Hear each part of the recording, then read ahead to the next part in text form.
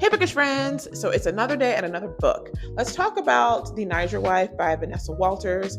In this mystery thriller, we are watching as Claudine is traveling to Nigeria following the disappearance of her niece, Nicole. She is not satisfied with how their family is conducting the search and trying to find Nicole and bring her home. So she goes down there to get answers herself and to stay on the police so that she can get her niece home safely. And throughout this process, what she uncovers is that Nicole had a lot of secrets that she was hiding. And this is forcing her to reconcile herself with the fact that she had a very fractured and distant relationship for Nicole. And she's forced to deal with the past in a new way.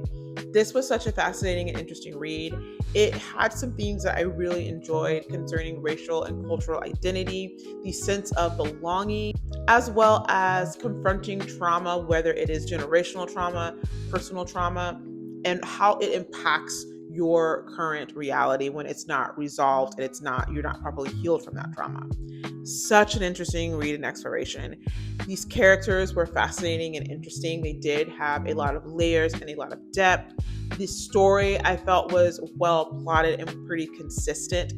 I appreciated the dual timelines that we got to see things from Claudine's perspective as well as Nicole's perspective to see how things were unfolding for her in the past timeline and how everything played out in the current timeline. That was fascinating and interesting.